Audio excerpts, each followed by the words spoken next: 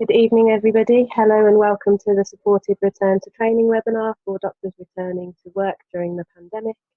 I'm Kerry Chadwick, a National Clinical Fellow for Supported Return to Training.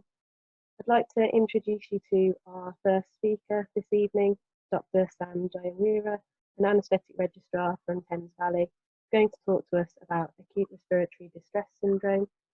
There's a box to ask questions. Please flag up if you would like us to discuss anything, and we'll do our best to focus on some of the subjects you raise.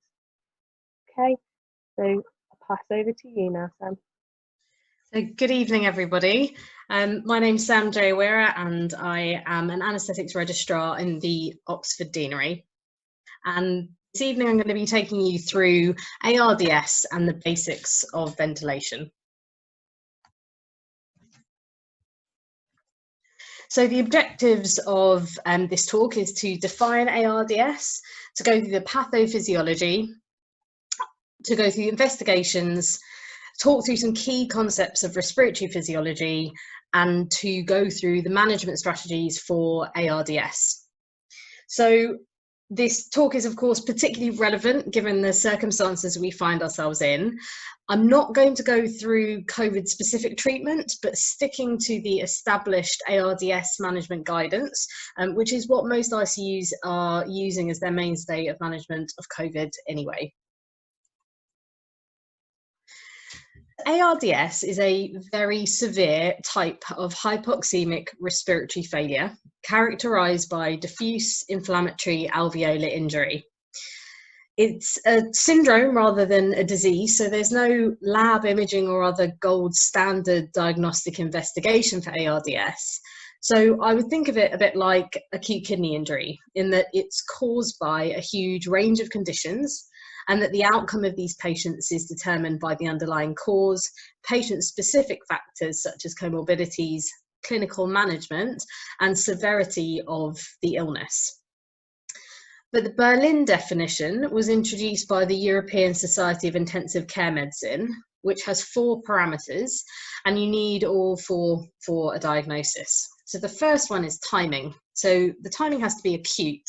That's the onset within a week of a known insult or new or worsening respiratory symptoms. Respiratory failure, as defined by a PF ratio or a PaO2 to FiO2 ratio of less than 300 millimeters of mercury or 40 kilopascals, with a PEEP of greater than or equal to 5 centimeters of water. Radiological findings are bilateral opacities, that's either on chest radiograph or CT, that's not fully accounted for by pleural effusions, collapse or nodules. So they can be present, but they don't fully account for the picture that you're seeing. And finally, the origin of the edema that is not likely to be caused by cardiac failure or fluid overload. So this is where an echo is useful to assess cardiac function and to detect right to left shunts. So right off the bat here, you might be thinking that there are some things here that you haven't quite remembered. So in terms of definitions, so we'll just go through a couple of them. So PEEP. PEEP is PEEP positive end expiratory pressure. It is simply the pressure in the alveoli at the end of expiration, and it's measured in centimeters of water. The PF ratio is your PaO2 to FiO2 ratio, with a normal being 300 to 500 millimeters of mercury, and less than 300 indicating that there is abnormal gas exchange.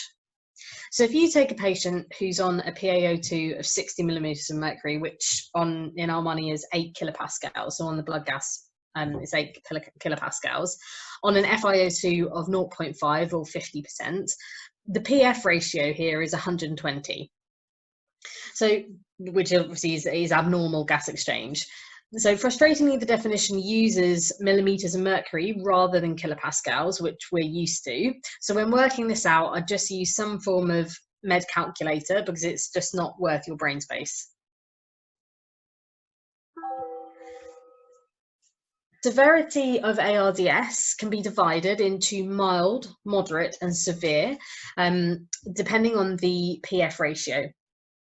So if we take our previous patient with a PO2 of 8 and an FiO2 of 50%, the PF ratio was 120. So that puts us into the moderate severity of ARDS. If that same patient with a PaO2 of 8 was on 100% oxygen, the ratio would be 60, i.e. severe. And the kind of severity of ARDS corresponds with an increasing mortality.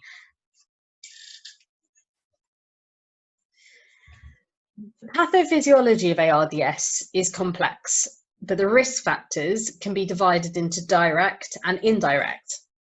So the direct factors refer to primary lung pathologies, whilst the indirect factors are those where the ARDS results from a more systemic process, such as sepsis.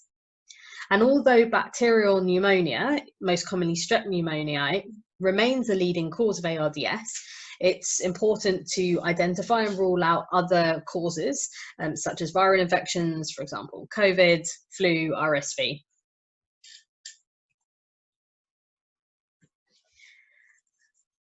The development and progression of ARDS occurs in 3 distinct phases. So you get the exudative phase in the first 1 to 2 days, the proliferative phase in day 2 to 10, and the fibrotic phase in day 10 plus. The start of the exudative phase is also termed diffuse alveolar damage, and it results from tissue injury triggered by the factors that we saw in the previous table. The proliferative phase involves the repair of the alveolar capillary membrane that has been damaged. And although many patients with ARDS may have resolution without fibrosis, in some cases, the attempted repair of the damaged alveolar capillary membrane can lead to scarring of the lung tissue due to extensive fibrin deposition and may lead to long-term morbidity, for example, persistent dyspnea, long-term oxygen, or ventilation dependency. The investigations include relevant blood tests, radiological investigations, echo and chest ultrasound, and bronchoalveolar lavage. So the bloods are fairly straightforward, really. So an ABG, FBC, CRP, coag LFTs, and renal function tests, looking essentially for evidence of an infection or inflammatory response, the severity, and looking for a cause of the ARDS. So typical chest X-ray changes include collapse of lung units and areas of consolidation, but the Berlin criteria also explicitly states that those chest X-ray changes showing the bilateral opacities must not be fully accounted for by collapse or effusions. So if you have a look at the chest X-rays on the upper panel, it's demonstrating lung consolidation on the left side and bilateral patchy opacifications on the right chest X-ray. And that's the typical picture that's seen in ARDS, and this is a typical picture that we are seeing in COVID. The CT images on the lower panel shows areas of normal aerated lung interspersed with bilateral interstitial shadowing, areas of consolidation and atelectasis, and a ground glass appearance.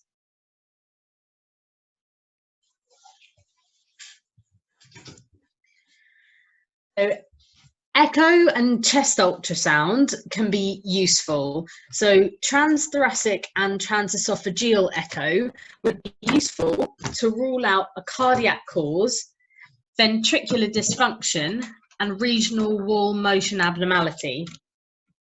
Lung ultrasound is helpful to identify effusions, consolidations, and interstitial edema. So if you look at window 0 on the lung ultrasound picture, that's a normal lung.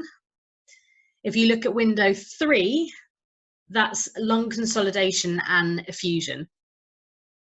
So bronchoalveolar lavage may also be considered in patients who are mechanically ventilated, where the cause is not clear.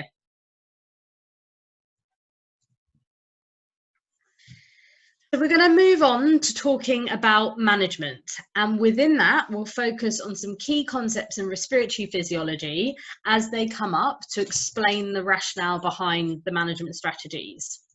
So this is a summary of the FICM guidelines at the Faculty of Intensive Care Medicine guidelines for ARDS, which is supported by the British Thoracic Society. So once you've made the definition of the ARDS, you then do the investigations, and importantly, you're managing the underlying cause. But then the ARDS management is divided into whether it's mild, moderate, or severe. So for all of the kind of ARDS spectrum, you use, or the guidelines are, a conservative fluid balance target and low tidal volume ventilation, as defined by a tidal volume of less than 6 mils per kilo of ideal body weight and a plateau pressure of less than 30 centimeters of water. In moderate and severe ARDS, you use a higher PEEP. As well as this, you can use prone positioning for greater than 12 hours a day, neuromuscular blockade for the first 48 hours, and in refractory hypoxemia, your last line of defense is ECMO. The guidelines include a table of management strategies against the strength of evidence, and the take-home points on here really are that lung protective ventilation and prone positioning have strong evidence.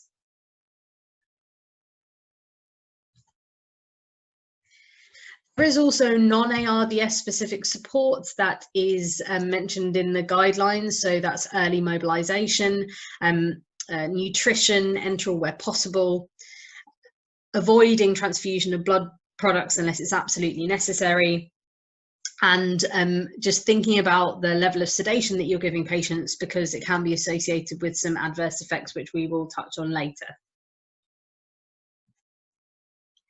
So we're going to take each of these management strategies in turn. So conservative fluid management.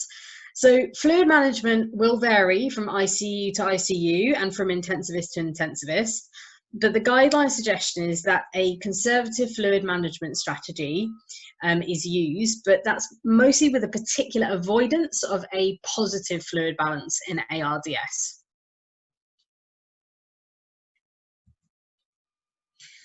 Pitfalls of a conservative fluid balance target is that it can be difficult to deliver in the hemodynamically unstable patient and in those with sepsis who you are giving more fluid to. It can cause an acute kidney injury, and these patients may need renal replacement therapy, which has its own set of complications.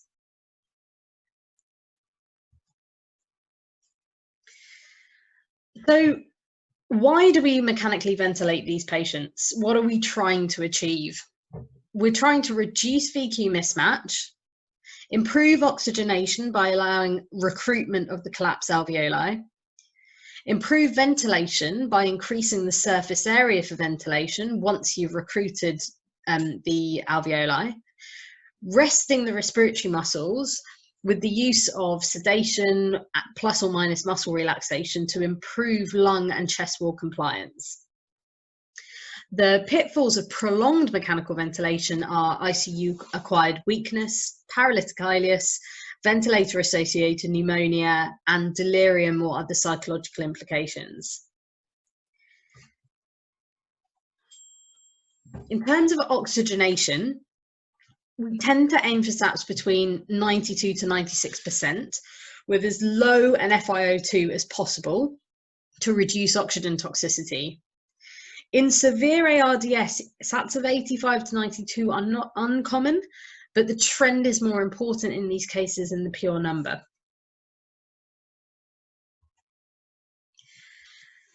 So we're going to go through some key respiratory physiology concepts of VQ mismatch, shunt, dead space, and compliance, because it will help us better understand what we're actually trying to achieve with mechanically ventilating these patients.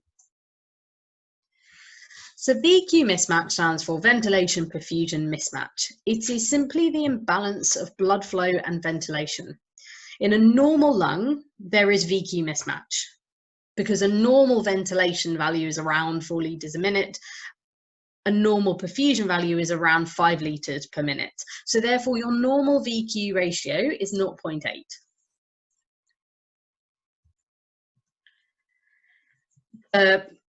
Kind of pictorially describe this. This is a lung.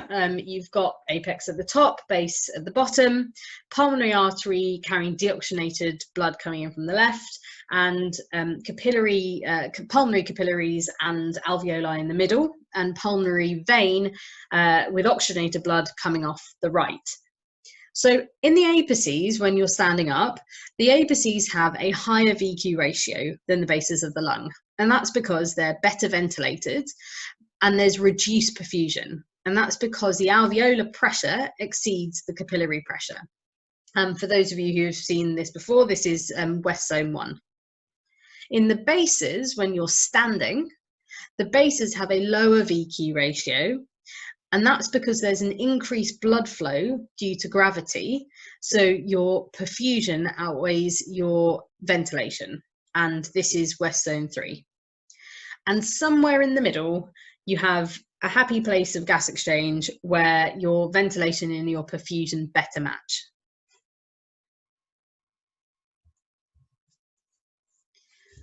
So shunt and dead space. So shunt and dead space are just two different types of VQ mismatch. So shunt is where you have alveoli that are perfused, but they're not ventilated. And you can reduce the amount of shunt by applying PEEP and by recruiting alveoli. Alveolar dead space is when the alveoli are ventilated, but they're not perfused. The higher the dead space you have, the more inefficient you are at clearing your CO2.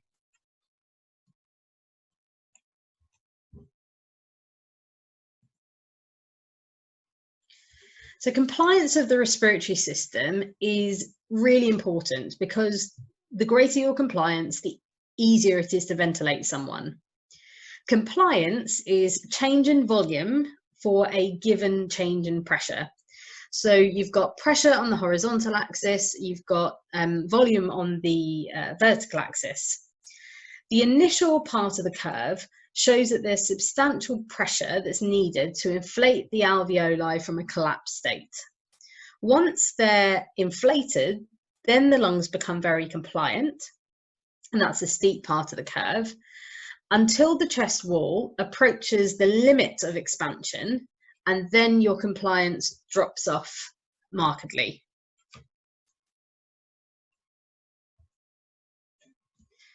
So just to remind you, the reason why we are mechanically ventilating these patients is to reduce VQ mismatch, to improve oxygenation by recruiting collapsed alveoli, to improve ventilation by increasing the surface area for ventilation, and by resting the respiratory muscles to improve your lung and chest wall compliance.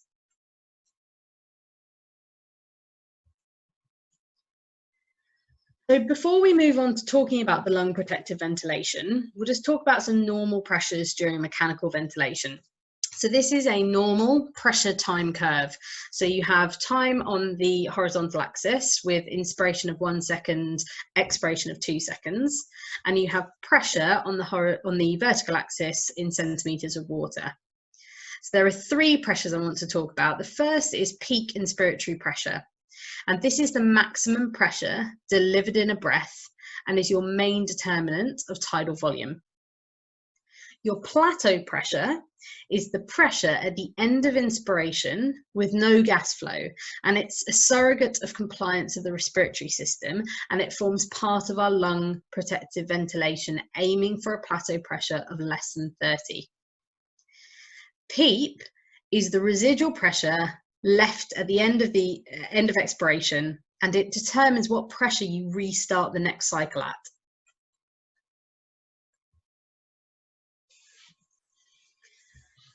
So lung protective ventilation is one of the mainstays of management, and it's used to prevent ventilator-induced injury caused by shear stresses. So that's volume trauma, barotrauma, and trauma associated with atelectasis.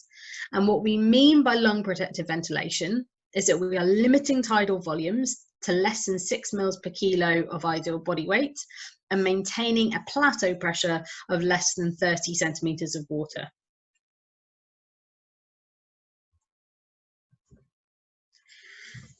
So the concept of the baby lung helps us to kind of explain a bit about what's going actually on in the lungs. So it describes the proportion of the lung that is actually participating in normal gas exchange. So in this CT, you have a supine patient with area A showing damaged alveoli, fluid filled, dependent, not taking part in gas exchange. Area B shows the baby lung area, which is normal alveoli participating in gas exchange, and area C shows injured alveoli, and these are the ones that are at risk of those shear stresses during mechanical ventilation when you're opening and closing the alveoli. The concept of the baby lung is functional rather than anatomical. I know it looks nice and beautiful on the CT, but the lungs are heterogeneous and they'll be affected in different ways. So when we dial up our lung protective ventilation on the ventilator, it assumes that all the alveoli are equally compliant, but they're not, as we know, and so there are areas, of course, that are still at risk of that ventilator-associated injury.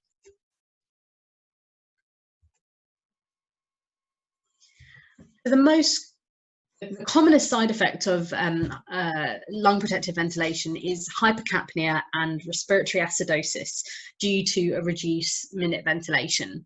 It's largely considered safe, except in neuro patients where it can increase your intracranial pressure. And lung protective ventilation must be kind of individualized based on what you're seeing with the patient in front of you. So, for example, how recruitable the lungs are, what their cardiovascular status is doing, what their lung compliance is doing. And there's essentially not one size fits all, but if we understand what we're trying to achieve and how we're trying to achieve it, it can kind of help us to be able to give the best lung protective ventilation that we can. So the next management strategy that we're going to talk about is a higher PEEP. So here we are back to our compliance curve with pressure on the horizontal axis in centimetres of water and volume on the vertical axis. Line A going up is inflation. Line B coming down is deflation. At the bottom of the inflation curve, large pressure leads to only very small increases in volume.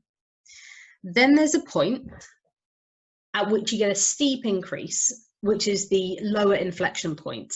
And here, small changes in pressure leads to exponential increases in volume.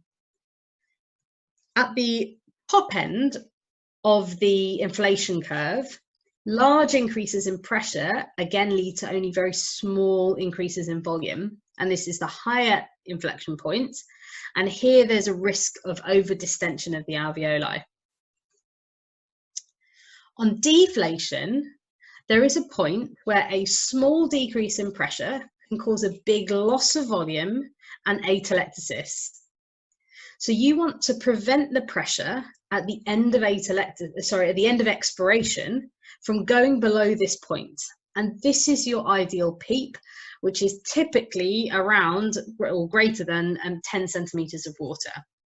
And what you're trying to maintain is that your pressure volume cycle, i.e. your ventilation of the patient, mechanical ventilation of the patient, is kept within this safe zone.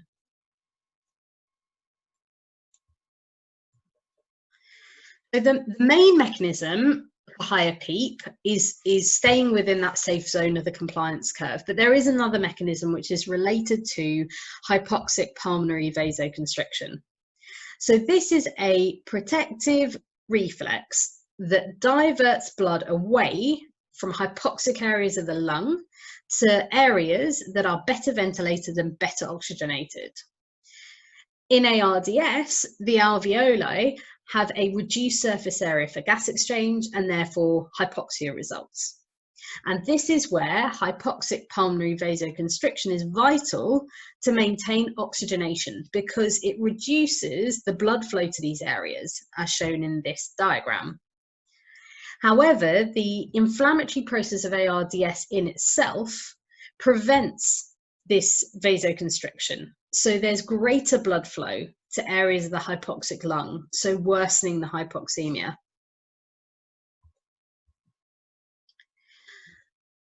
So by increasing your surface area for gas exchange by applying PEEP, you reduce your pulmonary vasoconstriction, and because it's now better oxygenated, and you also reduce your right ventricular afterload, so you can help your heart.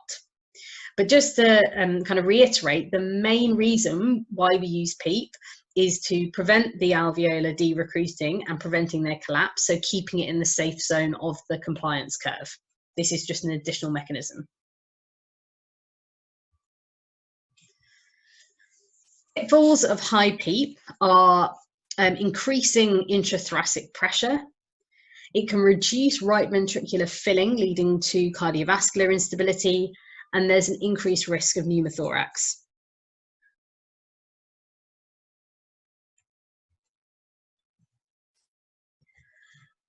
Some other manoeuvres that we can do with the ventilator are lung recruitment manoeuvres. And that just simply involves applying enough inflation pressure to re-expand previously collapsed alveoli to improve gas exchange. The recruitability varies from patient to patient, and a CT lung or a bedside lung ultrasound may help with identifying areas of low and high recruitability. There are two main methods that people use. So on the top kind of graph, that's the gradual ramping up of inspired pressures, and then you have a sustained inflation pressure of about 35 centimeters of water. And then the graph at the bottom shows a step ladder PEEP method, where the PEEP is gradually increased until your oxygenation or your SATs improve, and then it's sequentially reduced to a maintenance level. But this in itself can also cause hemodynamic instability due to reduced venous return. So you have to take into account the cardiovascular of the status of the patient before you kind of embark on any of these maneuvers.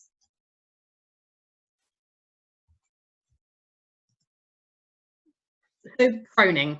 Proning simply means flipping the patient onto their front.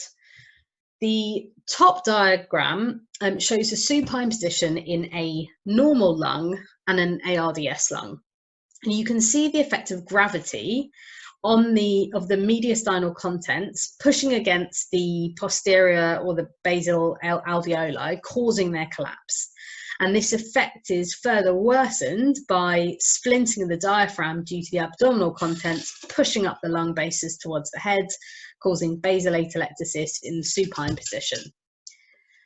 These effects are reversed in the prone position, so when they're on their front.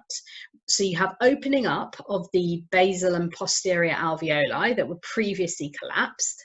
And what you're doing here is improving your ventilation perfusion mismatch, leading to improved oxygenation and CO2 clearance.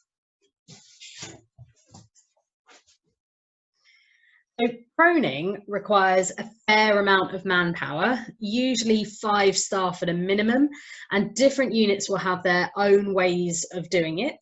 The middle photo shows the kind of popular method, which is a kind of Cornish pasty method, which essentially uses strategically placed sheets and pillows.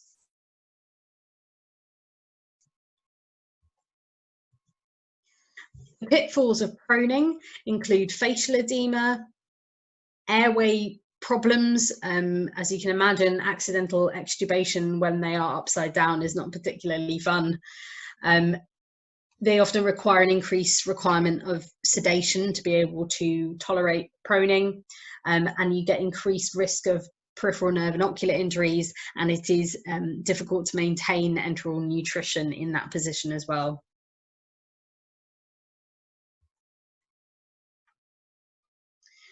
In severe ARDS, the increased chest wall resistance can be reduced by using muscle relaxants. And the way that it does this is to improve chest wall compliance, to reduce your metabolic demand and therefore your oxygen demand, and to minimize the asynchrony between the patient and the ventilator. The evidence is only for cisatracurium, which is a type of muscle relaxant, as a continuous 48-hour infusion, but different units use different types of muscle relaxants.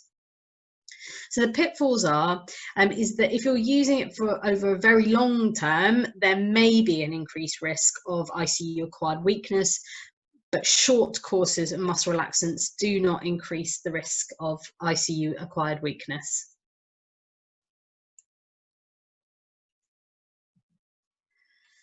Sedation and analgesia is obviously key in ICU, but the appropriate choice of sedation and analgesia should be made, and this can be dependent on age, comorbidities, but more likely it's the local preference of the unit.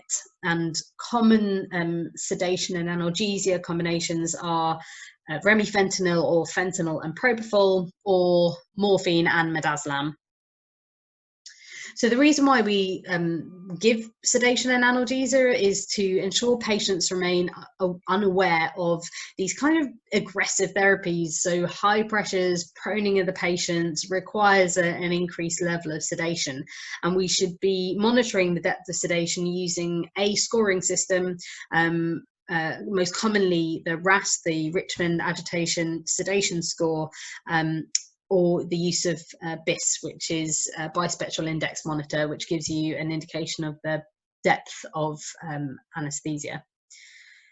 The pitfalls are that the longer duration and the higher doses that you have to go up to of sedation have been associated with an increased risk of ICU delirium, an increased critical care length of stay, and ventilator-associated pneumonia.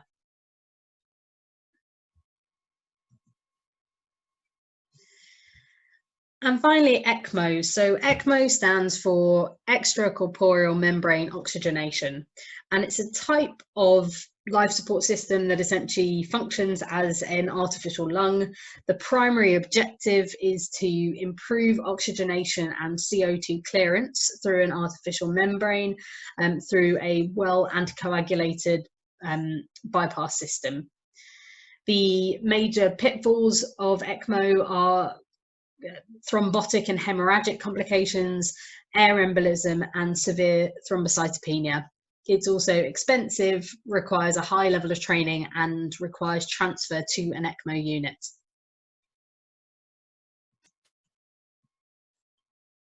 So just to go back to our summary slide of management, kind of specific management, we've gone through the conservative fluid balance target, which is recommended for all the spectrum, low tidal volume ventilation, which is a tidal volume of less than 6 mils per kilo of ideal body weights with a plateau pressure of less than 30, higher PEEP for moderate to severe, prone positioning and neuromuscular blockade for moderate to severe, and ECMO in refractory hypoxia.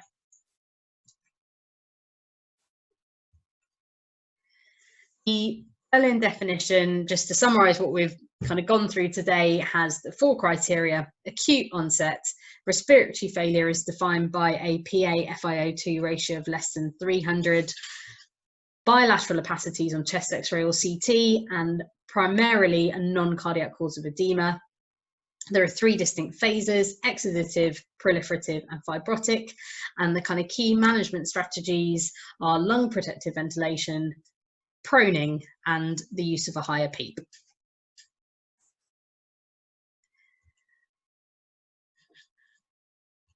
And so that concludes my talk on ARDS and basic ventilation. Thank you very much for listening, and good luck. Thank you very much for such a interesting and well explained talk, Sam. Would it be possible for you to answer a few questions for us, as we have a few minutes left? Sure, that's fine. So one of the questions was related to how long patients could be treated in intensive care before it was felt that they may make no further improvement following ARDS? So in terms of how long they are on intensive care is really a bit like how long is a piece of string, to be honest, because ARDS in itself is caused by so many different factors and is influenced by so many different factors, including patients' comorbidities, the underlying cause. It's really difficult to say how long that would be. So I'm sorry, I know that's not quite answering the question, but it's actually really based on what you're seeing in front of you for each patient. It really, really depends. No, that's great. I think it's a very difficult question to answer, isn't it? A couple of questions were surrounding some of the complications that may occur during intensive care treatment for ARDS. So again, it's a little bit off the subject topic, but if you are able to answer them, that would be great. So one was related to any specific guidelines that you may have come across in terms of fluid management with ARDS, particularly in light of some of the concerns regarding organ failure during intensive care with COVID-19. So in terms of guidelines for fluid management, the FICM guidelines, actually, if you look at the full guidelines, and you can find them very easily online, it does explain about the study that was used for in terms of why they were saying to use conservative fluid balance, and the reason why was because it was using essentially one study that showed that when you compared patients who had like a 7-litre positive fluid balance compared to those who had a even or a slightly negative balance, those with the positive balance of over kind of 7 litres had 2 extra ventilator days on ICU. So that's where that has come from.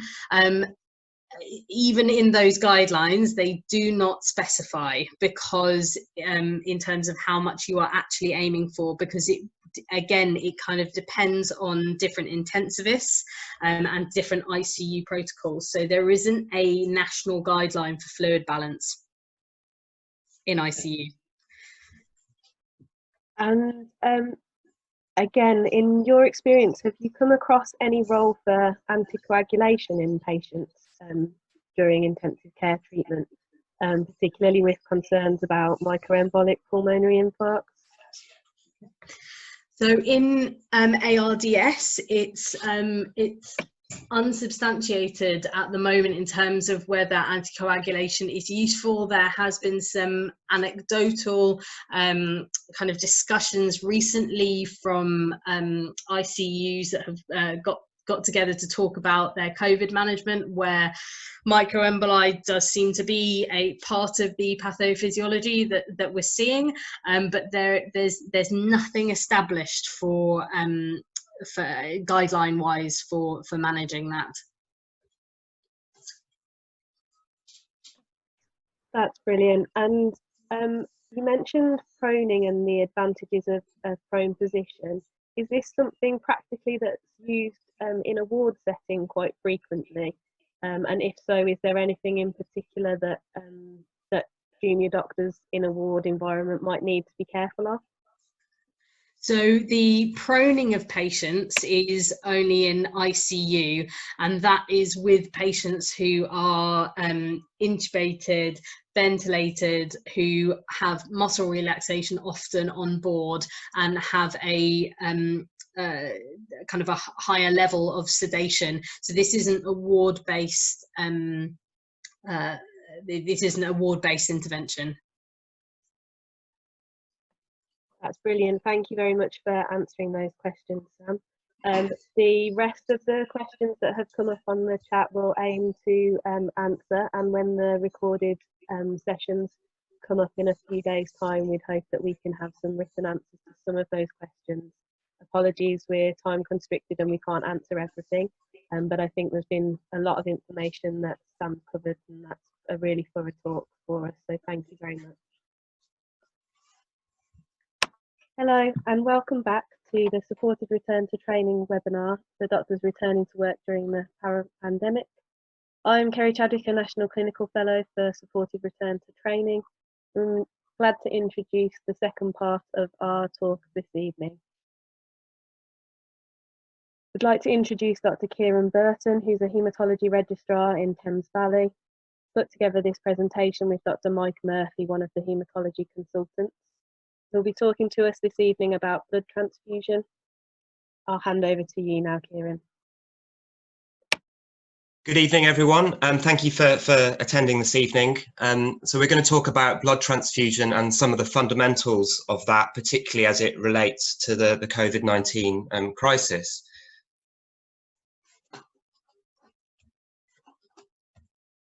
So today we're going to talk about blood groups and some of the details behind them. We're going to talk about the grouping process and the antibody screening process. We're going to talk about indications for transfusion. We're going to mention briefly the reversal of anticoagulation and then some special requirements for blood as well. And then we're going to talk about the COVID-19 pandemic specifically and the availability of blood during the next few months. And then we're going to finish with a word about transfusion reactions, which is something that we all need to be aware of. So blood groups and transfusion compatibility. So blood groups are molecules on the surface of red blood cells that can interact with the immune system. They're defined by the ability of the immune system to generate an antibody to them, and there are more than 300 in total. ABO is the most important, given the presence of antibodies to ABO antigens without previous exposure. And by exposure, normally what we mean is either a previous transfusion, but importantly, and this is something that's often forgotten, pregnancy as well. So in order to be clinically significant, a blood group needs to be able to generate an antibody that can cause hemolysis of red cells at body temperature. And it's important to remember that although there are 300 blood groups, a lot of those aren't clinically significant. So they can generate an antibody, but they won't typically cause hemolysis under normal conditions. Many blood group antigens are inherited as paired alleles, and each allele encodes for one antigen, and you'll either express one antigen or both antigens together, depending on what the inheritance pattern is. The exception to this, and it's an important exception, is RHD. So there is an RHD, but there's no Rh little d antigen, so you're either positive or negative for RHD. So here are some examples of blood groups and the antibodies that conform to them. The box on the right is the ones that are usually clinically significant. That's of course ABO and Rh, but there are more Rh antigens than just RHD. That also includes big C, little c, big E and little e. And then another important one is KEL, and there are some more examples in that box there. The thing about these is that they can generate an antibody that is clinically significant, and as a result of that, the blood service will supply blood that is known to be antigen negative for each of these antigens. The box in the middle are ones that can cause hemolysis sometimes under certain clinical conditions, but is usually not too much of a problem and are rarely encountered and is usually a specialist thing. The ones on the right in the green box are not reported to be clinically significant, but they are relatively common. And because antibodies to them are relatively common, they can cause problems in excluding other antibodies. And so they are often often need to be addressed. So what are the lab doing when we match blood for transfusion? Well, first of all, I'm afraid there are a lot of rules, and these are governed by a very long British Society of Haematology guideline, which the lab will be going through. It's absolutely obligatory to match for ABO, of course, because ABO incompatible transfusions are first of all a never event, but will cause very brisk and likely life-threatening hemolysis. Most of the time, the labs will be matching for RHD as well, but this isn't all of the time in order to preserve blood stocks. But those that definitively must have RHD matching are children and women of childbearing potential. And as we all know, the reason for the women of childbearing potential is the potential for antibodies to RHD to cause hemolytic disease of the fetus and newborn. So any women of childbearing potential, that's particularly important. It is, however, permissible to give young men who you believe are only going to have one transfusion Resus D unmatched blood in order to preserve blood stocks. And that may be a detail that becomes important as the COVID-19 pandemic goes along. For certain groups of patients, we actually match for other antigens other than ABO and RHD routinely. And those antigens are usually the other rhesus antigens and CAL. And this is referred to as extended matching. And this is usually used for patients who we know are going to receive blood transfusions chronically, and we therefore want to reduce the ability for them to form an antibody that could cause a problem later. This is mostly hematology patients who are either transfusion dependent, so those with hemoglobinopathies, or having transfusion as part of their treatment, so bone marrow transplants. So O negative, of course, is the go-to blood in the emergency situation where we don't have time for blood group matching. It is absolutely indicated when patients are bleeding and they're going to die without a transfusion, and we can't wait for matching. But we do need to be careful of the term universal donor, because if these patients have ever been transfused before, or if they've ever been pregnant before, they may have an antibody to a non-ABO, a non-RHD antigen that can cause significant hemolysis. So O negative is the go-to blood for emergency situations, but be very cautious about the idea that it's a universal donor. So grouping and antibody screens. So when you send a blood sample to the lab, the first thing they will do is to type the blood for ABO and RHD, and they'll do this every time. And that's normally done by an automated system. They'll then go on to perform an antibody screen to check if there are any antibodies that may cause hemolysis later. And the way that's done is with a small antibody, a small red cell panel.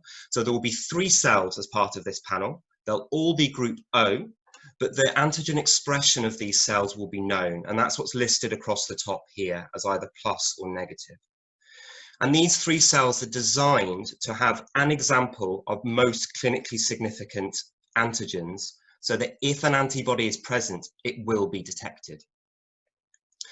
If the red cell group is clear and the antibody screening is negative, and they've never had a previous antibody documented, they can then be suitable for something called electronic issue. And what that means is that the lab will grab a bag of blood from the shelf that is of known antigen profile and known to match to the patient's ABO and RHD group, as well as any other special requirements that they have. And then they will then issue that blood for the patient. Without an antibody, with no previous antibody, they won't do a direct cross-match. They will just issue the blood based on known profiles. Now that has several advantages. It first of all speeds up the process, and it also means that you can have your blood fridge in one location and your lab in another. So if your lab is in the main hospital, but you want to issue blood in maternity, this is a very useful process. This, however, isn't possible if you've ever had a previous antibody, for reasons that we'll discuss a little bit later. If there are any discrepancies in this process, the lab will then move on to do manual typing, and they may also then do the extended phenotyping that we've discussed earlier, and that's often done manually as well. So if an antibody is discovered on the antibody screen, we'll then move on to do an antibody panel. And that's a very similar thing to the antibody screen, except there are many more cells involved. So all of these cells are, again, group O, so they don't express ABO antigens. And then their other antigen profile is documented by previous typing. And then the column at the end is whether they have a reaction when these cells are mixed with the patient serum. And just to demonstrate a point, you can see that in cell 5, this cell is actually group O, and it's also RHD negative, but it's still one that generates a reaction. And so therefore, this patient has an antibody to something other than ABO and rhesus. And if this patient had been given O negative in an emergency, there is the potential that they could have a transfusion reaction.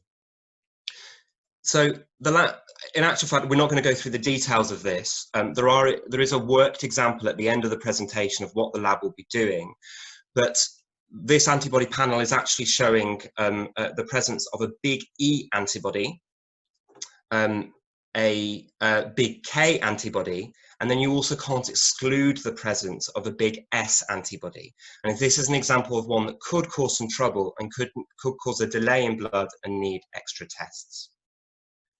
So what does the lab do in this situation? They will give ABO matched blood, RHD matched blood, and then blood that is negative for any of the antigens to which there is a confirmed or suspected antibody.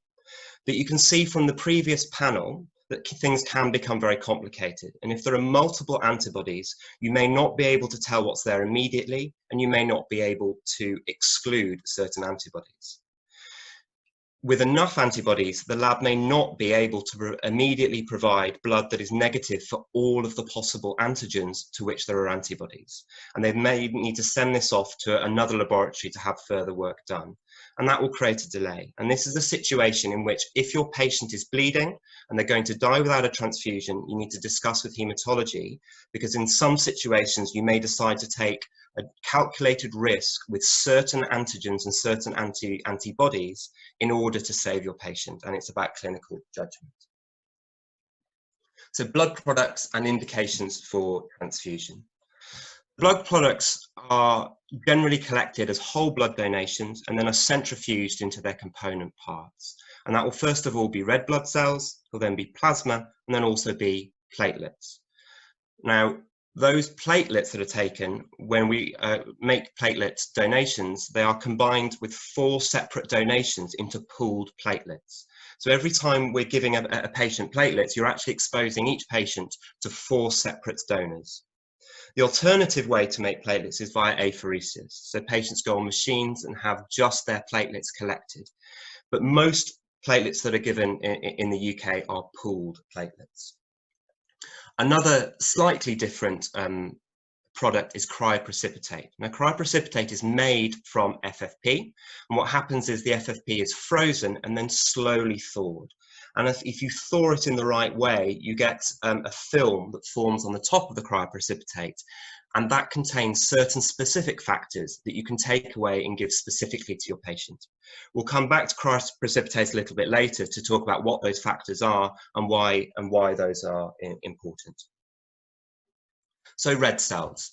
So National Blood Transfusion Committee has produced what they call transfusion codes, but for the rest of us, they are transfusion thresholds below which we can consider a transfusion and above which we should consider very carefully before we give them, because it may not be evidence-based and may not result in particular benefit for the patient. So for acute anemia, it's a hemoglobin of less than 70 grams per litre with a target after transfusion of 70 to 90. And the reason that's important is that there is some safety built into that. So people often say, well, the hemoglobin is 80 and we don't want it to go below 70, so we're going to transfuse them now. But there is actually some safety built into that. So for most situations, you can wait until the hemoglobin is in the 60s before you initiate a transfusion. The one possible exception to that is if there's cardiovascular disease. And there is some limited evidence that for patients with cardiovascular disease, they may benefit from a slightly higher transfusion threshold of 80 with a target of 80 to 100. Now, this must be pointed out that this is relatively significant and current cardiovascular disease and isn't really intended to be a historical history of cardiovascular disease. So they had a stent 10 years ago and have been asymptomatic since. It's for people with a much more pressing history than that. And there are certain patient groups for whom are on chronic transfusions, again, mostly hematology patients with hematological malignancies such as myelodysplasia. And for those patients, we start with a transfusion threshold of 80, but often have to change that dependent on symptoms. An important principle that we should talk about is for inpatients, we should be trying to give 1 unit at a time, and then after each unit, reassessing the volume status and also doing a hemoglobin check. Now, hopefully with the advent of point-of-care testing for hemoglobin, this has become considerably easier, but this is a way for us to use blood products responsibly and not over-transfuse, which can present certain risks. So platelet transfusions. So there are 2 separate uses of platelet transfusions, and those are the treatment of bleeding or prophylaxis to prevent bleeding. Now, the treatment of bleeding is generally the most important, and the threshold for non-severe bleeding, so mucosal bleeding that isn't life-threatening, is generally considered to be below 30. For those patients with severe bleeding that could be life-threatening, it's for the transfusion threshold that's generally accepted is below 50. And for certain specific situations, a transfusion with a platelet count of less than 100 is indicated. And those transfusions, those indications are those with multiple trauma or those having usually CNS interventions. In general, there is very little evidence or indication for transfusing patients with platelet counts of greater than 100. There's very little evidence that is helpful. So the other indication is for prophylaxis, and usually that's for patients who have platelets less than 10. Sometimes, if patients are septic and very unwell, that threshold can be changed to 20. But in general, 10 is a reasonable threshold to use, and is certainly what is used on the haematology wards. There are certain exceptions to this that we need to talk about, and they're the thrombotic thrombocytopenic purpura, where transfusing platelets can increase thrombosis and can be dangerous.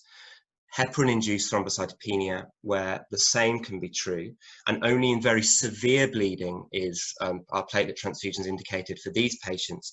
And if they're not bleeding with a platelet count of, say, 8, we would very much discourage it. And then the other contraindication is ITP in a non-bleeding patient, with the logic being that mostly those platelets get eaten up before they give the patient any particular benefit. So a particular situation that comes up quite a lot is the use of platelet transfusion in bleeding patients who are on antiplatelet agents. And there's always been a lot of discussion about this, and in general there's a paucity of evidence. In one area where there is more evidence now is intracranial hemorrhage for patients who are on antiplatelet agents such as clopidogrel and aspirin. And there's been a trial of that called the PATCH trial, where patients who had intracranial hemorrhages on these agents were randomized to have a platelet transfusion or not. And the group that received platelet transfusions actually had an increased 3-month rate of death and dependency. So as a result, in this specific situation, we tend not to give platelet transfusion these days.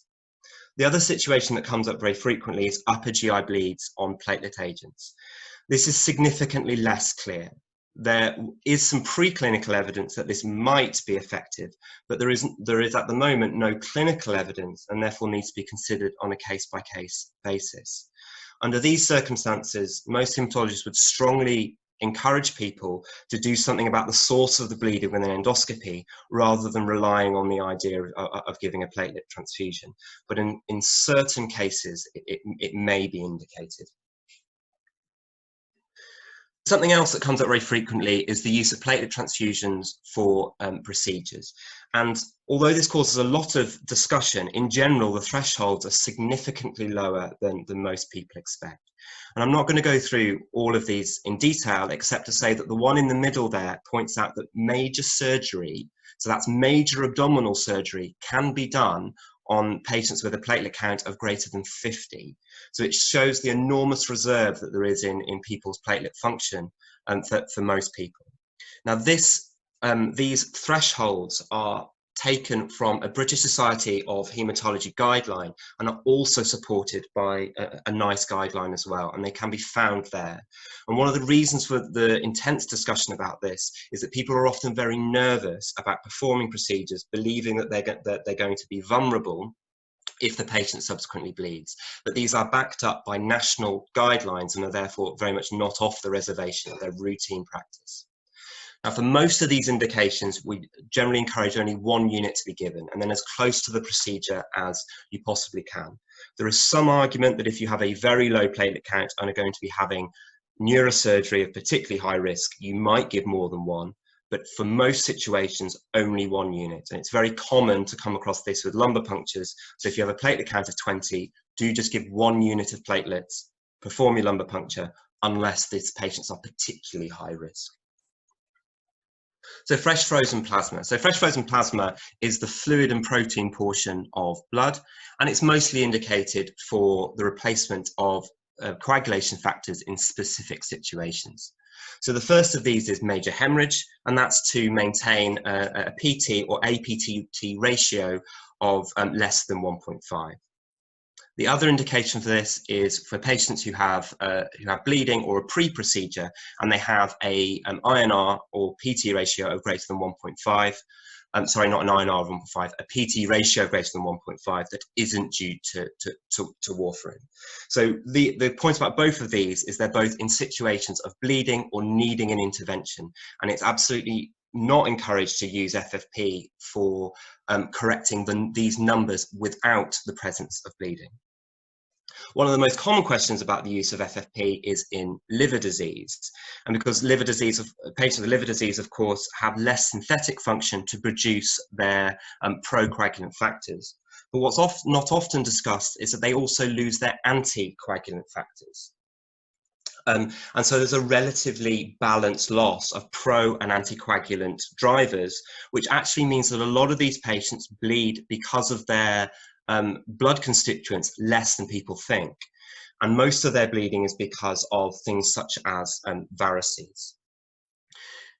Something to remember about the use of FFP in patients with liver disease is that because of the concentration of the coagulant factors in FFP, you can't get an INR below about 1.6 or 1.7 because of the speed with which you can give it. So if your INR is 1.6, you will get no benefit in liver disease of continuing to give FFP because you will never reach the right concentrations. The other question that comes up an awful lot is use of FFP pre-procedures in those with liver disease. And the guidelines say it can be considered for patients who have an INR of greater than 2. Now, the thing about that is that the studies that demonstrated that actually only went up to an INR of 2, and they demonstrated that up to an INR of 2, there was no increased bleeding risk, and they just didn't go above that. It may, in fact, be safe above an INR of 2, and we just don't know. But it is reasonable to consider it above an INR of 2, but it's not absolutely obligatory. The standard adult dose of FFP is 15 mils per kilogram, and that comes out as 4 units for a 70 kilogram person. Now, I point that out because for a person of normal weight, sometimes you see prescriptions for 2 units of FFP, and that will not have the concentration of coagulant factors to help those people therapeutically. And so it's 4 units of FFP for those who are around 70 kilograms, and 5 often if they're bigger than that. Equally as important as the indications for FFP is things not to use FFP for. So the first one is for the reversal of warfarin, and we're going to come back to that in a minute. Something else where it's important we don't use FFP is patients who have bleeding in the presence of heparin. The reason for that is that heparin works by potentiating the action of antithrombin, and FFP contains antithrombin. So by giving FFP in this situation, you actually risk making the bleeding worse. So don't use it under that scenario. It's also discourages using FFP as a replacement fluid, mostly because you are exposing these patients to the risks of blood products, and there are clearly alternatives. You do hear people say that it's got a high oncotic pressure and is therefore useful, but we strongly discourage it for that use alone without the presence of bleeding. And as we've already said, it's not indicated to correct the clotting numbers in a non-bleeding patient that might be in a bleeding patient. The cryoprecipitate. Now, we talked about how this was made earlier on. So it's certain selected factors taken from FFP. And the important factors there are factor 8, von Willebrand factor, factor 13, and then in particular fibrinogen. And fibrinogen forms the basis of the majority of cryoprecipitate therapeutic indications. The standard adult dose is 2 pools of cryoprecipitate. Now, in a similar way to platelets, multiple donations of cryoprecipitate are combined together to give reasonable and therapeutically useful concentrations.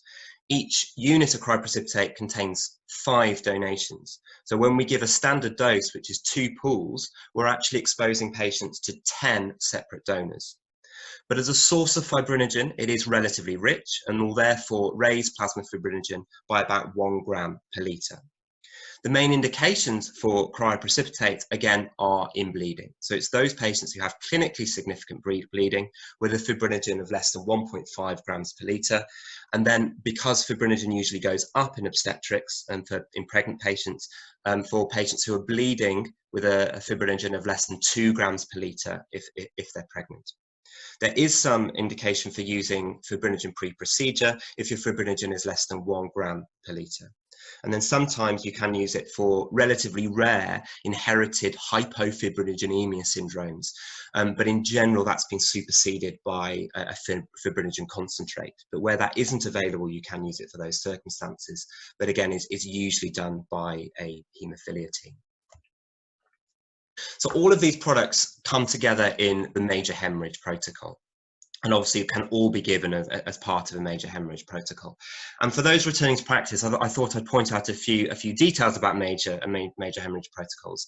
And the first one is when to activate them. And in order to know that, we need a clinically useful definition of major bleeding. And the most widely accepted definition of major bleeding is bleeding in excess of 150 mils a minute, or what you estimate to be greater than 150 mils per minute, or a patient who's bleeding and has a systolic blood pressure of less than 90, or a heart rate of more than 110. There are a few other points in the major hemorrhage definition, but they're all retrospective, and therefore they're harder to use in practice. So the two that I've highlighted in yellow there are the particularly important ones. So major hemorrhage protocols are important because they allow multidisciplinary integration and therefore minimizing delays for severely bleeding patients. There will be some variation in local protocols of exactly what major hemorrhage protocols contains, but in general, most have 4 units of red cells, 4 units of FFP, and maybe 1 unit of platelets that comes in the initial box, so in the initial batch of blood products after this is put out. Another vitally important aspect of these is to send full blood count and clotting results as soon as bleeding happens, and then again every 30 to 60 minutes later. And this means that aside from the arbitrary use of these blood products, they can sometimes be tailored to specific losses. So specifically, if you notice that the fibrinogen is very low, you may give cryoprecipitate earlier than you otherwise would. And the argument people often say about this is that they'll be out of date by the time they come back, and that's true, but where there are marked abnormalities, they can also be useful. A relevant point of care test that to some extent has been able to add to the laboratory tests is TEG or ROTEM, and these are bedside tests that look at essentially at the stiffness of the clot that's being made and draw conclusions about the constituents of the coagulant factors and the platelets from it. The anaesthetists, if there are any anaesthetists in the audience, will be very used to that, and then anybody who's worked in cardiothoracics or trauma will be relatively used to that as well. And if people are trained to use them and they're available, then the major hemorrhage protocols generally encourage their use. And point about the TEG and ROTEM, which are 2 different versions of a very similar test, is that their best evidence base is for sequential testing. So if you do one and then you follow it up with a test a short while later in a patient that's bleeding and you see a change, that is generally the most significant thing and generally where the evidence base is. So for patients who have major hemorrhage, we generally aim to keep platelets above 75, and that's in order to try to prevent their platelets going below 50. So that is consistent with the platelet transfusion thresholds we talked before, but clearly for bleeding patients, we do want to give ourselves some room. And then also the aim is to keep the fibrinogen above 1.5. And when we talk about fibrinogen readings, it's important that this is a Klaus fibrinogen. Now, this may be a term that some people haven't heard of before, but a Klaus fibrinogen is a directly measured fibrinogen in the lab. The alternative to that is a fibrinogen that's derived from whatever the PT is and isn't directly measured. Now, that's problematic because that can often be misleading. So what we really want is a Klaus fibrinogen. Some hospitals will run a Claus fibrinogen automatically if a fibrinogen is requested. Some will have 2 different types of fibrinogen that you have to request, but it is worthwhile spending some time and figuring out what your lab will do, because the difference is clinically important. Okay, so reversal of anticoagulation. This is slightly outside of my remit, but it is intricately linked with transfusion, and I couldn't see that this was being addressed yet on the programme, so I think it is worth a couple of minutes. So, common anticoagulant drugs that we encounter, first of all, warfarin, which of course is monitored by INR. And the standard of care for reversal of bleeding in the context of warfarin is prothrombin complex concentrates. Now, the ones used in the UK contain 4 coagulation factors, and that's factors 2, 7, 9, and 10, which are the ones that are inhibited by warfarin and are the ones that are vitamin K dependent. The 2 examples of prothrombin complex concentrates, or PCCs, that are usually used in the UK are Octaplex and Beriplex. It's important to remember that these will last for about 6 hours when given, but will reverse your INR very quickly, so often within 10 minutes, but certainly within half an hour after they're given.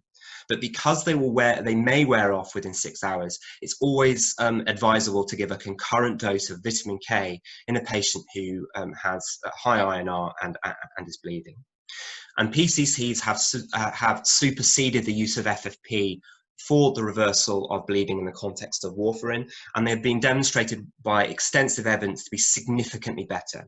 So I said FFP will rarely get your INR below 1.6 and possibly not below 1.7. PCCs will completely reverse your warfarin in most situations. And a different type of anticoagulant that has become in widespread use in recent years is dabigatran, which is a direct thrombin inhibitor. Now, this is not easily monitored because it requires a specialized test called a dilute thrombin time. But there is a useful test that's available in almost all laboratories, which is called the thrombin time. Now, that isn't part of a standard anticoagulation screen, but can be done by most laboratories if asked for. And the reason this is useful is that it's exquisitely sensitive to direct thrombin inhibitors like dabigatran. So if it is normal, it is very unlikely that there are significant levels of dabigatran in the system. Now, dabigatran actually has a direct reversal agent, which is called idarosizumab, and most hospitals will have this now. And actually, the picture in the bottom right is of vials of idarosizumab, and it's for reasons of following the trials. It's actually given us 2 separate vials over 10 minutes, one immediately after the other.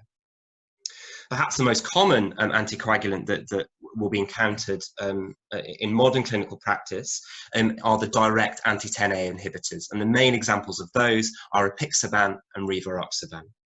And again, these are difficult to monitor because they have a very variable effect on APTT. They often do affect the APTT, but there are plenty of patients for whom they won't have any effect at all. So you can't use them for rule out like you can with a thrombin time in dabigatran. Levels of apixaban and rivaroxaban can be done, particularly in tertiary centres, but will take a long time to come back, and they have very wide therapeutic ranges, so they're not routinely useful. And I would encourage most people to leave those for specialist thrombosis teams, because their interpretation is very difficult. Now, for patients who have bleeding on anti-10A inhibitors, for most hospitals, the first line agent is the prothrombin complex concentrates again. There is some evidence that they can be effective, but not randomized controlled trials.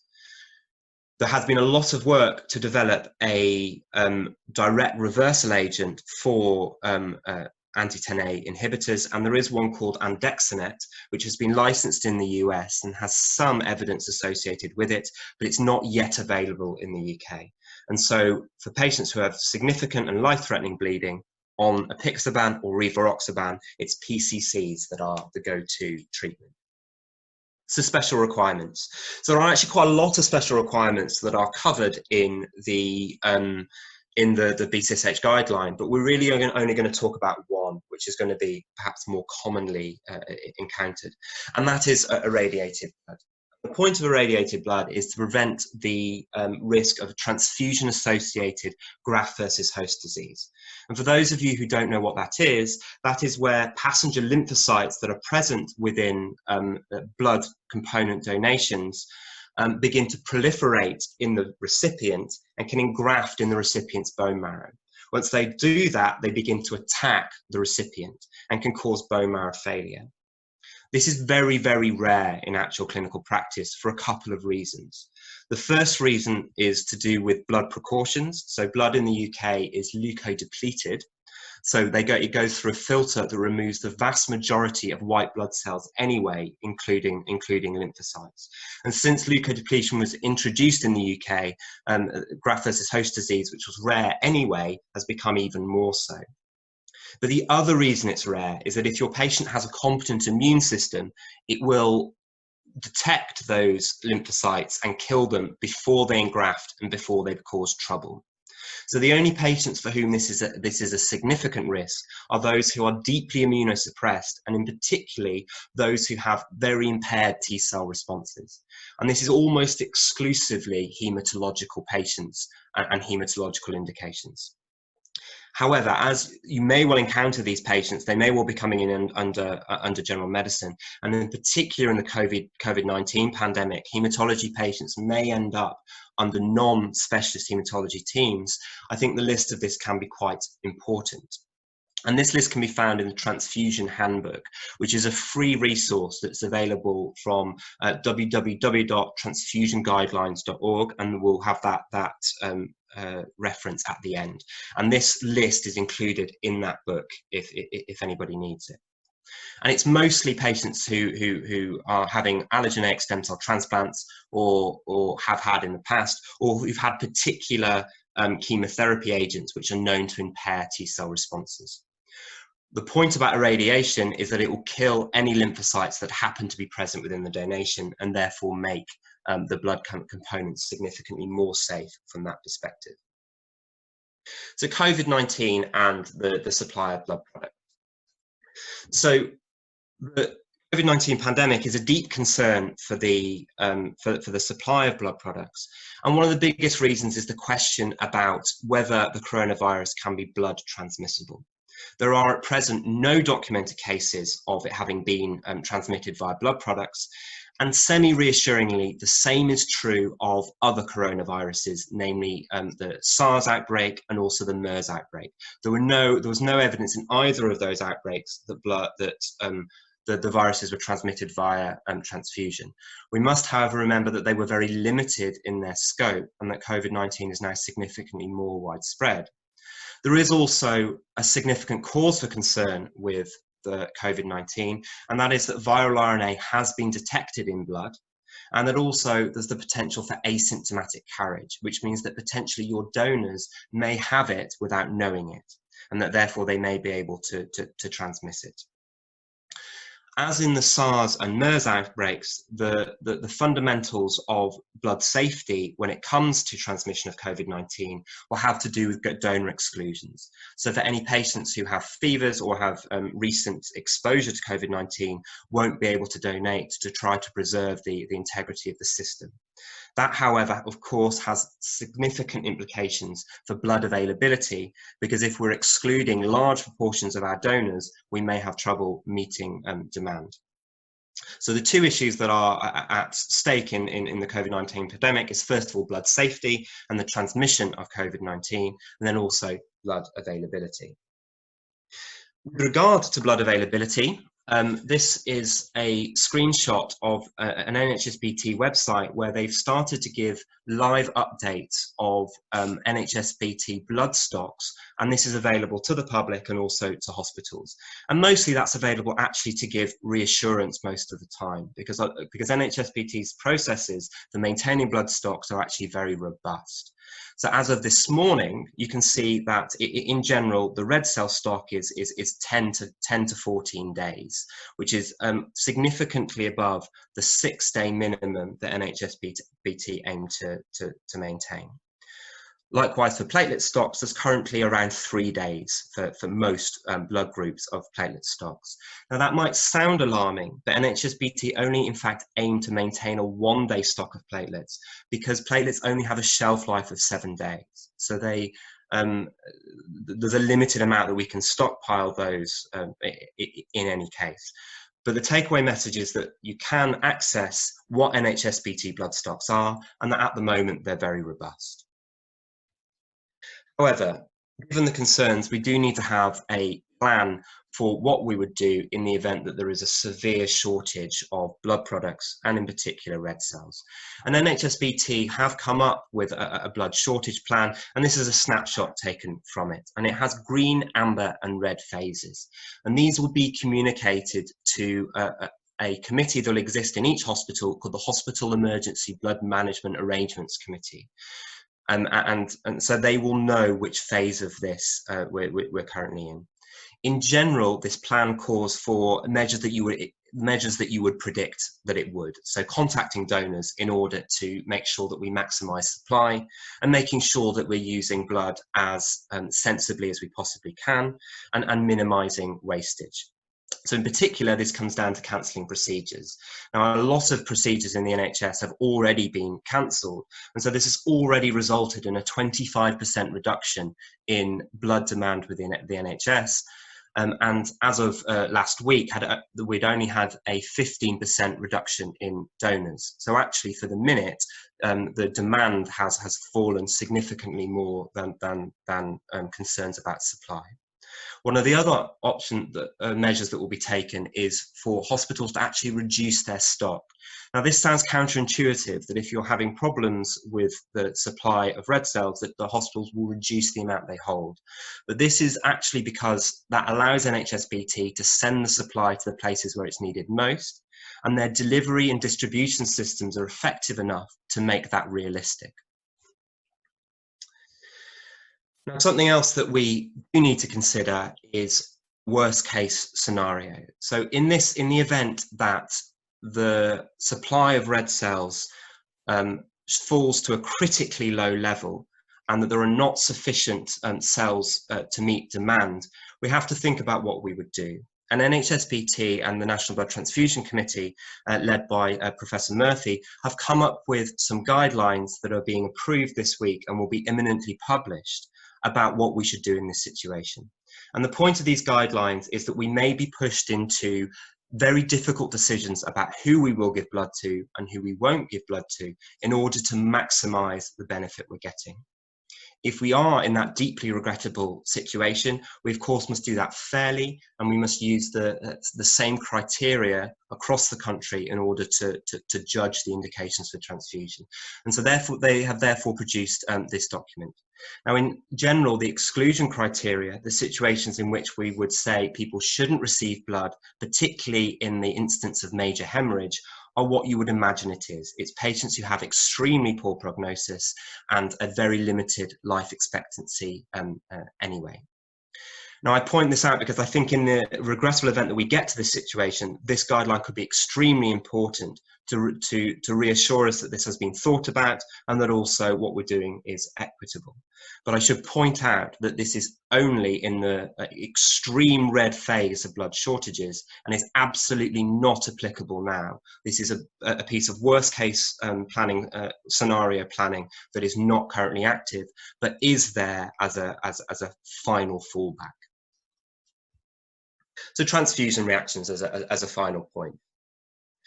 So the most common transfusion reaction that we need to address is transfusion-related circulatory overload. And there is a monitoring system for blood safety called Serious Hazards of Transfusion, and they produce a report every year.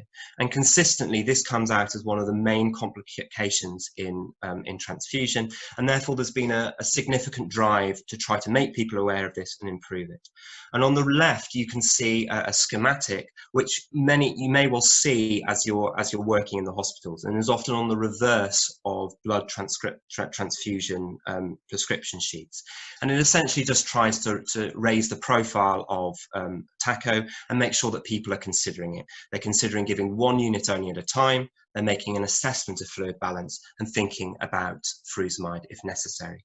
And just to emphasize the importance of this, in 2018, transfusion-related circulatory overload caused 5 deaths in the UK and 36 episodes of major morbidity. And that's probably significantly underreporting the extent of the problem. Another concern that is often raised is, of course, transfusion-transmitted infections, and in particular viruses. Now, on the left is a table that's also taken from the SHOT report and shows every transmission-transmitted viral infection from 1996 to 2018. And of the hundreds of thousands and millions of transfusions that are given, there were 80 documented episodes. So what that shows is that blood is very safe and that viral transmission rates are extremely low and that measures to keep them safe are effective. But the risk is there, it does happen, and we must consent our patients for it. One of the ways that the risk of viral infections is reduced is by testing every single unit for HIV, hepatitis B, hep C, and hep E. Now that's done in pools, which has of up to 24 samples at a time. So that does have some implications for the sensitivity and the window periods, but in general it's very effective and every single unit will be tested for that. But there is also the potential to test for other infective agents on a more selective basis. So hemolytic reactions. So the most important hemolytic reaction we need to discuss is that of ABO incompatibility. Now, we've mentioned it already. It is a never event, but nonetheless, there were 4 of these in 2018, so we can't afford to be complacent about it. The other side of hemolytic reactions is delayed hemolytic reactions. And this can happen anywhere from a few days up to a few weeks after the transfusion. And because of that time period, they may in fact often be missed and patients may not report them. The most common symptoms of delayed hemolytic transfusion reactions are dark urine, fever, and sometimes chest pain as well. Now, patients who may have a hemolytic transfusion reaction, even in the instance where they have a negative antibody screen. And the reason for this is that some antibodies can be generated on exposure, but then disappear again over time. And the most common antibody to do that is an antibody called KID, or JKA. And actually that's the most common cause of delayed hemolytic transfusion reactions. So what may happen with these patients is that they'll have an antibody screen. The antibody screen will be negative, but they may still get a hemolytic transfusion reaction. That is why a patient who's previously had a detectable antibody is not suitable for electronic issue and must have a cross-match to try to improve the sensitivity of that. And also we encourage patients to have an antibody card if they go to a new hospital, and that tells that new hospital that they've previously had an antibody that's been detected and can be extremely useful. So just to finally finish this slide with investigations, if you think that a patient has had a hemolytic transfusion reaction, what you're looking for is a drop in the hemoglobin, an increase in the bilirubin, a positive DAT, so that detects the presence of antibody coating on the red cells, and then a high LDH, and then also a blood film, particularly looking for spherocytes. So when you have a patient who you're asked to see a patient on the ward who they think is having a transfusion reaction, we need a way to approach this. And in general, the way that we can approach this is from a schematic that's been taken again from the transfusion handbook. And you can see that this schematic divides transfusion reactions into mild, moderate, or severe, based first of all on the degree of the temperature rise, but also on the presence of other severe symptoms, such as a drop in blood pressure or chest pain, or simply the patient looking significantly unwell. And the reactions that we need to be concerned about in the immediate phase are, of course, ABO, but it's also the possibility of allergy or anaphylaxis, bacterial contamination, particularly with platelets. It's significantly more common with platelets than other types of blood products, and then also febrile non-hemolytic transfusion reactions. Now, although there's this schematic that says that in general, the risk of having a serious transfusion reaction, such as ABO, allergy, or bacterial contamination, is higher if you get a higher degree of temperature rise or you have associated symptoms, there is room for clinical judgment here. So if you get a significant rise in temperature, but the patient is well, they have no other symptoms, and the fever settles after the transfusion is paused, you can conclude that this is a febrile non-hemolytic reaction and cautiously restart the blood transfusion. Likewise, if you have a minimal temperature change, but your patient looks very unwell, we can't exclude the possibility of these more serious transfusion reactions. So it is about global assessment and it is about clinical judgment. Yeah.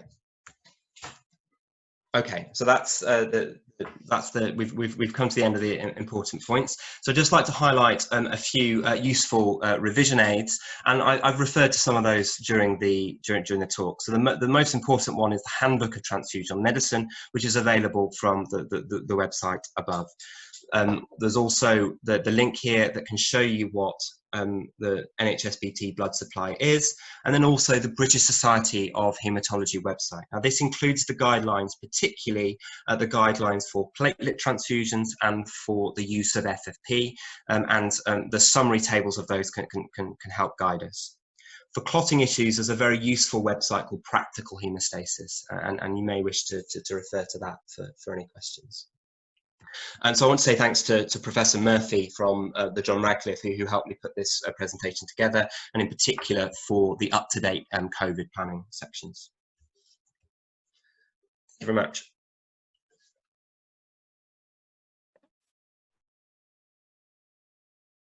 Thank you very much for that excellent talk, Kieran. That was really clear and very helpful for all of the returning doctors.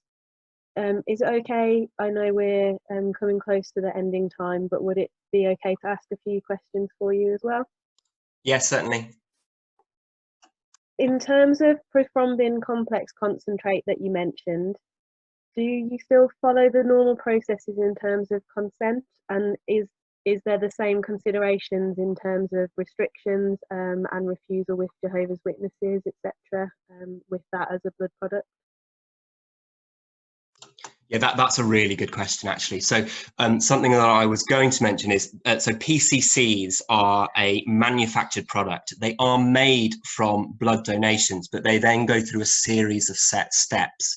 And that steps includes quite aggressive viral inactivation steps. So infection transmission with PCCs is extremely unlikely. The other thing is that because they're a manufactured product, they don't have contaminating red cells, and as a result, they're non-group specific. So there are those two things are quite important differences to other blood products for the use of PCCs. We do still need to consent patients for them, and of course there's risks predominantly of say allergic reactions to PCCs, and then the other big concern is thrombosis. So you're giving people procoagulant factors that can become activated and therefore lead to thrombosis. To address the question about Jehovah's Witnesses, which is an excellent one, I'm afraid Jehovah's Witnesses will draw their own lines about what they will and won't accept. However, most Jehovah's Witnesses will consider these products acceptable because they have been through multiple manufacturing steps. And a lot of Jehovah's Witnesses and the Jehovah's Witness hospital liaison committees will say that they don't consider them as being like blood anymore because of those manufactured steps. But I'm afraid it's an individual thing. If you are having issues with that, what I would encourage everybody to do is to call their representative of the Jehovah's Witness Liaison Committee, and each hospital will have one. They usually have an emergency on call, and even in the situation where patients are bleeding, they will often come in to discuss these things with patients. liaison committees will also strongly advise Jehovah's Witnesses to carry detailed and contemporaneous advanced directives that will say what they will and won't accept. Thank you. I think that's some really useful advice for all of us in the general approach as well. In terms of the COVID-19 outbreak, do you foresee any problems with that in terms of blood transfusion as donors or recipients, and any immune effects or any risks that you feel might be added because of COVID-19? I mean, so there are deep concerns about the availability of blood. That may or may not come to pass, but I'm afraid essentially it's very hard to predict. It depends how widespread COVID-19 exposure becomes in the population. So Chris Whitty was talking about a potential for 80% exposure within the population. Were that to happen, I think NHSBT would run into significant problems, but clearly all the measures that have been taken are hoping to reduce that, and therefore hopefully will preserve blood supplies. Many blood donors are very committed, and therefore will go out of their way to donate whenever they're able to. And it's worth pointing out, incidentally, that blood donation is an acceptable reason to leave the house and to make journeys. So, I mean, clearly it's not advertised, but it is an acceptable reason. And so if anybody asks you that question, then it is documented to be an acceptable one. So availability of blood is a significant concern. Transmissibility of COVID-19 is also a concern, but is as yet completely unsubstantiated. I suppose one of the, I describe it as mercies of the situation, is that because it's a respiratory infection, and we're hoping that there aren't going to be significant rates of bleeding that are going to require high uses of blood. And indeed, in the last talk, there was some discussion about ARDS and there being more thrombosis than there is bleeding. So we're hoping that the use of blood won't particularly spike. I'm not aware of any particular other concerns about the usage of blood from donors that may have been exposed to COVID-19. But again, I think time will tell. And do you have any general advice or places that the audience could look for in terms of reversing anticoagulants and doses, for example, or limits of use for vitamin K and warfarin reversal agents? Yeah. So, I mean, the first place to start is always the local guidelines, and hospitals should have a guideline they certainly will have a major hemorrhage guideline. They should have a guideline for reversal of warfarin, and they should have a guideline for the use of PCCs in the reversal of DOACs as well. So I'd start there, because that clearly there will be some differences in local practice. Otherwise, these links that I've put up will have information about that. So in particular, the British Society of Haematology website and the guidelines have guidelines on most of these things, and they're written for haematologists, but also for members of other specialties as well, and they're quite readable. So I would encourage people to go there. Thank you very much, that's really helpful. As with the previous talk, the outstanding questions we'll aim to answer, and they'll be updated onto the recorded version. Please leave us a few days, up to 5 days, to get that recorded version available for you all. Thank you for taking the time to attend today's webinar. We hope you found the content really useful, because we as facilitators have. And we'd hope that you can join us for our next webinar. There's one tomorrow evening at 8 o'clock telling us what's new in obstetrics, and then there'll also be a session on wellbeing entitled Taking Care, Looking After Yourself so you can look after others. And I think that will be really useful for all of us, and that will be at a slightly different time of 2 p.m. So if you're able to join us in the afternoon, that would be great. Thank you very much, everyone. Have a good evening.